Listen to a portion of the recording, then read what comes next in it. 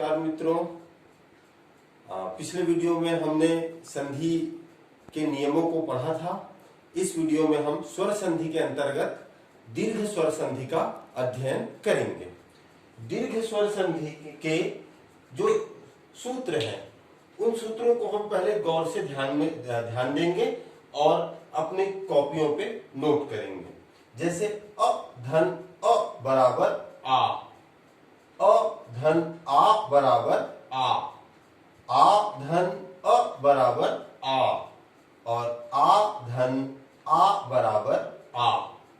उसी प्रकार से ई का और ऊ का ये एक ही प्रक्रिया है। अब हम इनके उदाहरण देखते हैं। जैसे अ धन अ बराबर आ कैसे होता है, तो मैं वही उदाहरण फिर से ले रहा हूं। न धन अस्ति,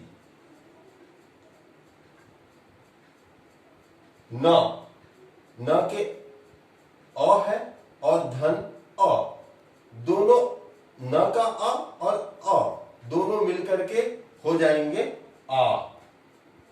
ये अ और ये अ बराबर आ। तो न में आ की मात्रा आ गई ना और नास्ति। तो यहां दो स्वर तो अ मिलकर के आ, तो दो छोटे अ जिसको हम ह्रस्व अ बोलते हैं और बोलचाल की भाषा में छोटा अ बोलते हैं, ये दोनों मिलकर के एक बड़ा दीर्घ हो गया। तो न धन अस्ति बराबर नास्ति। इसी प्रकार से हम अधन आ को के उदाहरण देखते हैं। अधन आ के लिए उदाहरण देखिए।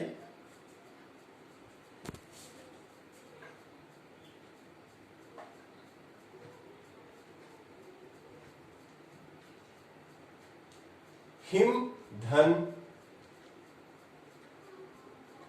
आलयः, हिम धन आलयः। हिम संधि कहां पे हो रहा है?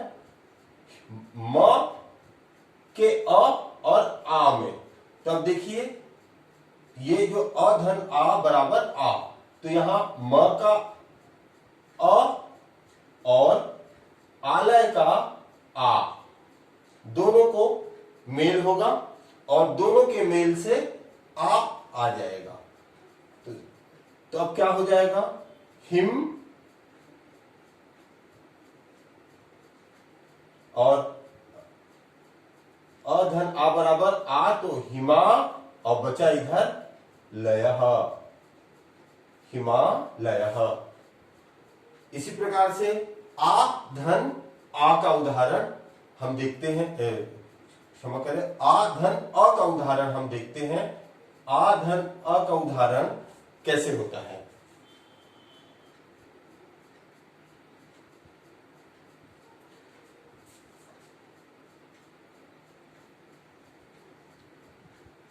विद्या धन अर्थिनः, विद्या धन अर्थिनः। अब यहां पे आ और अ का मेल हो रहा है, तो आ धन अ बराबर आ। तो विद्या का आ और अर्थिन का अ दोनों मिलकर के हो जाएंगे आ। तो अब देखिए कैसे इसका संधि होता है। विद्या और बचा थिन, विद्यार्थिनः, विद्या धन अर्थिनः, विद्यार्थिनः। अब उसी प्रकार से आ धन आ का हम उदाहरण एक देख लेते हैं। बहुत प्रचलित उदाहरण है। विद्या धन आलयः, विद्या धन आलयः। विद्या में अंत में आ रहा है, आ और अर्थी आ, क्षमा करें, आलयः का आ दोनों मिलकर के हो गया आ। तो विद्या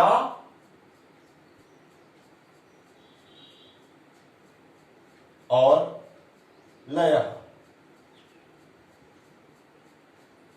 ध्यान देने वाली बात यह है, संधि दो वर्णों पे हो रही है। वो वर्ण, ये म का अ है और ये आलय का आ है ना। विद्या का आ है और अर्थिन का अ है। तो इसी प्रकार से इन दो वर्णों का मेल हो रहा है। तो ये अ से संबंधित उदाहरण है। अब हम ई से संबंधित उदाहरण देखेंगे। अब हम ई का उदाहरण देखते हैं, जिसमें दोनों में ई अर्थात छोटा ई, दो छोटे ई के मेल से कैसे होता है। रवि धन इंद्रः। रवि धन इंद्रः। जब हम रवि ऐसा कहते हैं तो अंत में आ रहा है ई, तो यहां होगा ई धन ई बराबर ई।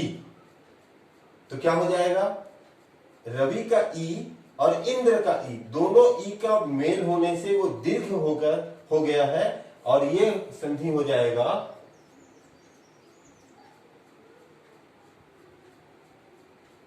रविंद्रः। रवि धन इंद्रः रविंद्रः। उसी प्रकार ई धन ई का देखते हैं। कवि धन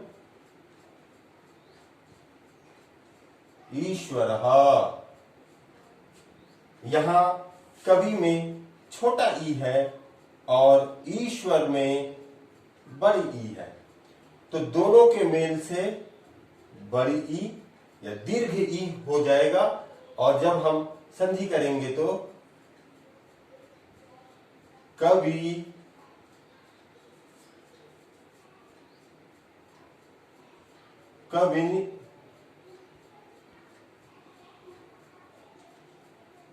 कवीश्वरः ऐसा होगा। इसमें छोटा ई और बड़ा ई, जिसको हम ह्रस्व ई और दीर्घ ई कहते हैं, दोनों के संयोग से, दोनों के मेल से दीर्घ ई हो जाएगा, इसलिए कवीश्वरः ये रूप बनेगा। अब देखते हैं दीर्घ ई और ह्रस्व ई के मेल से जो दीर्घ ई होता है उसके उदाहरण।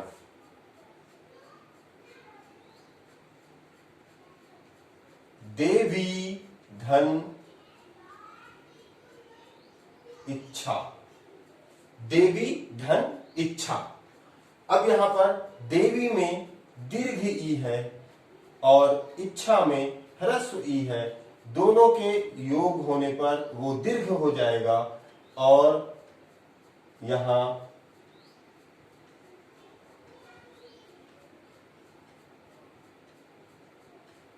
देवीच्छा ऐसा रूप बनेगा।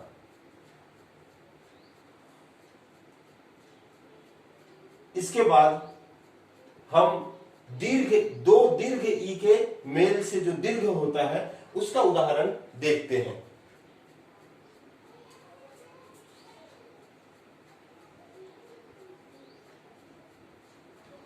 रजनी धन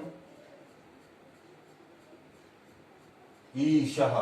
यहां पर रजनी में भी दीर्घ ई है और ईशः में भी दीर्घ ई है, दोनों के योग से दीर्घ ई ही होगा। तो यहां पे उदाहरण हमारा बन जाएगा रजनीशः। रजनीशः। उ के उदाहरणों को देखेंगे। उ धन उ अर्थात दो ह्रस्व उ के मेल से एक दीर्घ उ का होना, ये कैसे होता है, इसका उदाहरण हम यहां पे देखते हैं। सुधन उक्ति ही। यहां पर छोटा ऊ है और उक्ति में भी छोटा ऊ है, तो दो ह्रस्व ऊ के मेल से दीर्घ ऊ हो जाता है। तो अब यहां पर अब देखिए सु धन उक्ति सूक्ति ही बनेगा। अब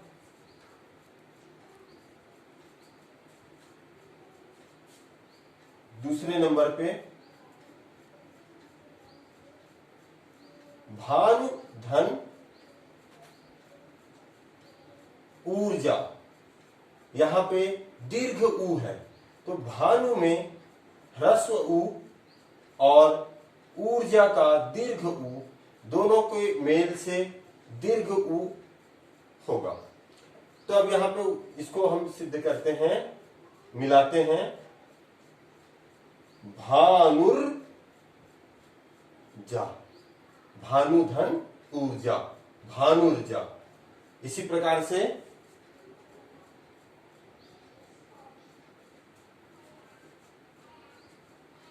अगला उदाहरण देखते हैं।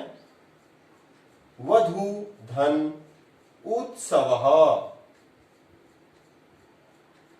वधू में दीर्घ ऊ है और उत्सवः में ह्रस्व ऊ है, दोनों के मेल से दीर्घ ऊ धन ह्रस्व ऊ बराबर दीर्घ ऊ।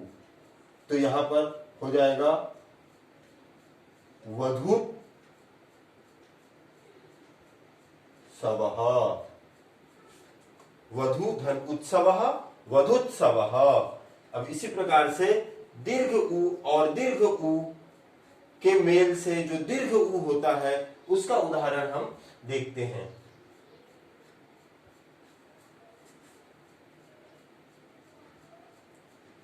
भू धन ऊर्ध्वम,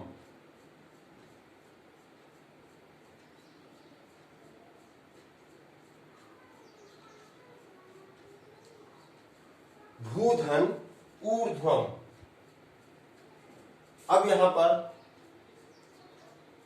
दीर्घ ऊ है और दीर्घ ऊ के साथ दीर्घ ऊ का संयोग हो रहा है, दोनों को मिलाकर के दीर्घ ऊ ही होगा, इसलिए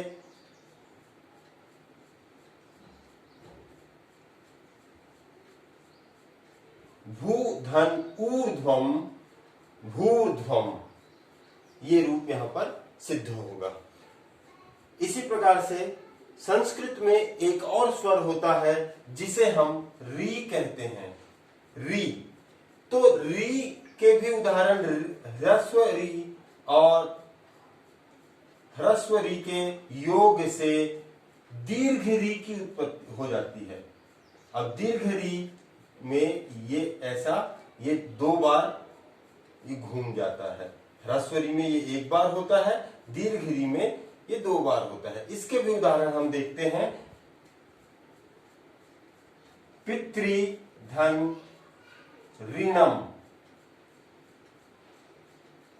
बराबर, यहां पे री है धन री है, दोनों री के योग से दीर्घ री का हो जाता है। तो यहां पे पितृणम ऐसा संधि होता है। तो जैसे कि हम देखें, जितने भी हमने योग किए हैं उनके दीर्घ का होना दो वर्णों के मेल से, चाहे अ हो, अधन अ हो, चाहे ई धन ई हो, चाहे ऊ धन ऊ हो, चाहे री धन री हो, ये दीर्घ दो ह्रस्वों के मेल से या दो दीर्घ के मेल से या एक ह्रस्व और एक दीर्घ के मेल से दीर्घ का ही होना होता है। इसलिए इस संधि का नाम दीर्घ स्वर संधि रखा गया है। तो इस वीडियो में इतना ही। धन्यवाद। आप सब घर में अभ्यास कीजिए और उदाहरणों को पढ़िए।